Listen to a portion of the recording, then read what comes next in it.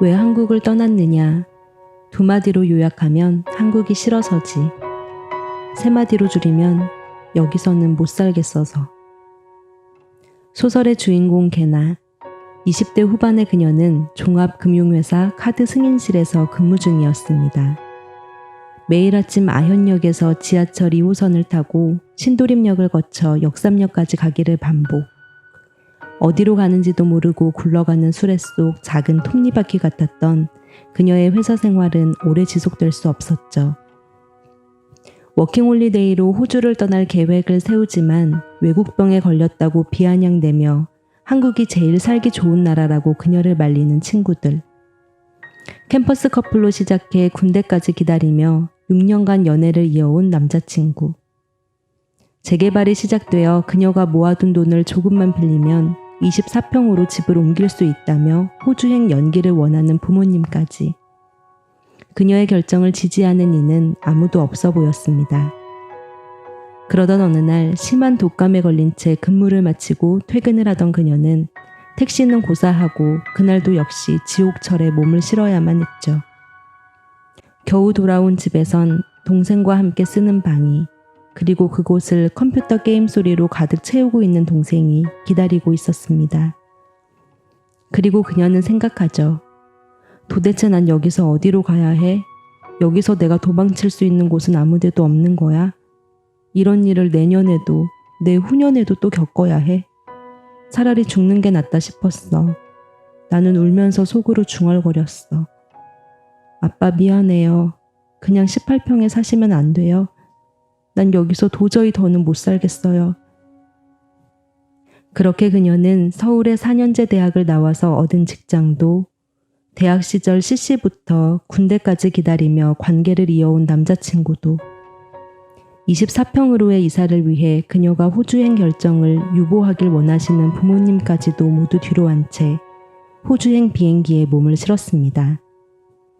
하지만 호주의 최저임금이나 노동법에 대해 아무것도 모르고 영어 실력도 유창하지 않은 유학 초기, 그녀가 할 수 있는 일은 최저시급에도 훨씬 못 미치는 급여를 받으며 국수 가게에서 주방 보조 일을 하는 것이었죠.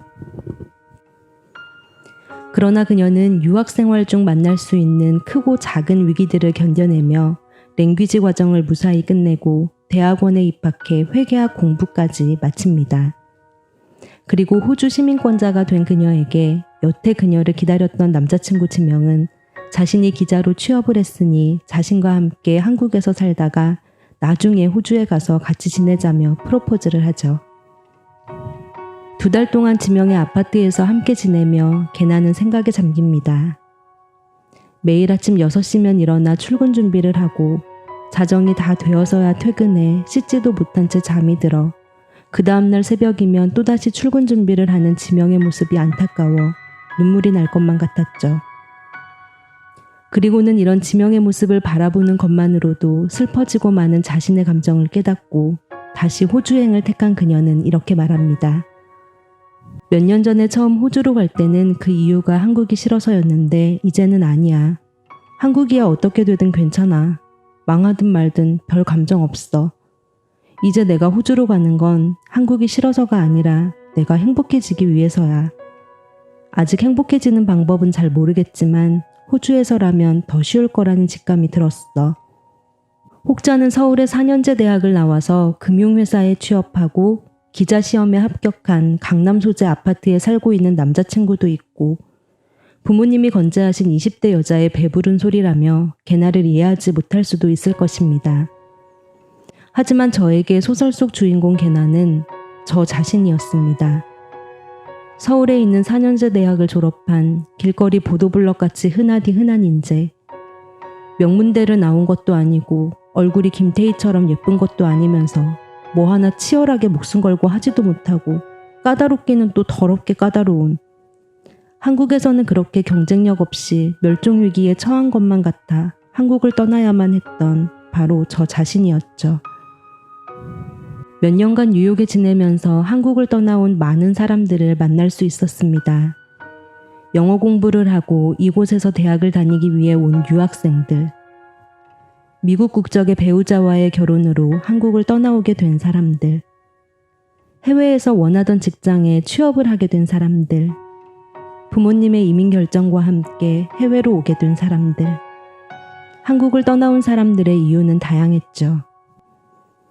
구체적인 이유는 조금씩 다를 수 있지만 하나하나 뜯어보면 국경을 넘어서까지 자신의 거처를 바꾸고자 했던 그들이 원했던 것은 그 무엇도 아닌 바로 행복이었습니다. 문득 한국을 떠나는 것이 더 쉽게 행복에 도달하는 길이라 믿었던 그들은 한국을 떠나 그들이 그토록 원했던 행복을 찾을 수 있었을까라는 생각이 들었습니다. 제가 뉴욕에 와서 알게 된 많은 사람들을 떠올려 보았습니다. 어떤 이는 한국을 지나치게 그리워하며 뉴욕의 불평을 터뜨리기도 하고, 또 어떤 이는 답답해서 한국에서는 살 수 없을 것 같다는 막연한 말로 한국에 대한 냉소적인 태도를 보이기도 했고, 다른 누군가는 매일같이 한국 드라마를 한 편도 빠지지 않고 챙겨보면서도 미국이 얼마나 훌륭한 나라인지에 대해 매일같이 찬양하곤 했습니다. 저는 그들이 한국을 떠나서 그들이 찾던 행복을 찾았는지에 대한 답을 얻을 수는 없었습니다. 그리고 저 역시 제가 한국을 떠나 그토록 원했던 행복이라는 것을 찾았는지에 대해서도 확신할 수 없었죠. 하지만 저는 적어도 이곳에 살면서 몇 가지 확실한 것을 알게 되었습니다. 첫째는 뉴욕과 한국 두 곳 모두에 살아본 그 어느 누구도 한국을 헬조선이라고 부르지 않는다는 것입니다. 한국 지옥철에서는 사람에게 치이지만 뉴욕 지하철에서는 햄스터보다 10배도 더 큰 뉴욕 쥐에게 치일 수 있죠. 뿐만 아니라 집에서 바퀴나 쥐가 나오지 않는 것에 감사할 수 있게 되었습니다.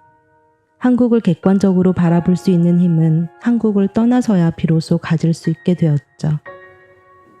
두 번째는 나에게 가장 소중한 것이 무엇인지 알 수 있게 되었다는 것입니다. 한국을 떠나오며 몇 가지 걱정되는 부분이 있었습니다.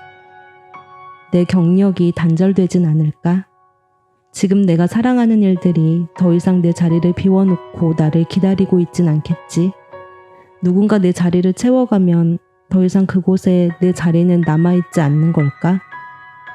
그 당시 제 걱정은 전부 일과 관련된 것이었죠. 하지만 한국을 떠나 살면서 제가 가장 슬펐던 것은 그토록 자부심을 느끼고 해내고 싶었던 일들의 부재가 아니었습니다.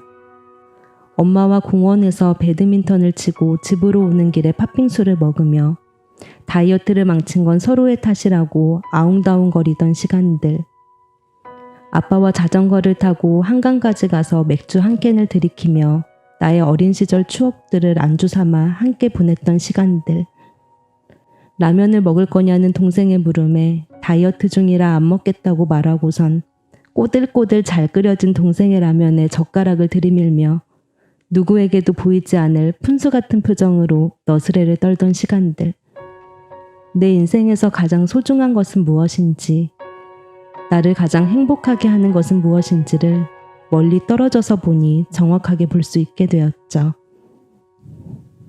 하지만 적어도 저는 제가 한 선택에 후회는 없습니다. 왜냐하면 떠나보는 것이 잘한 것인지 아닌지는 떠나봐야만 비로소 알 수 있는 것이기 때문이죠. 떠나본 사람은 알 수 있습니다. 어느 곳이 자신에게 더 행복한 삶을 줄 수 있는 곳인지.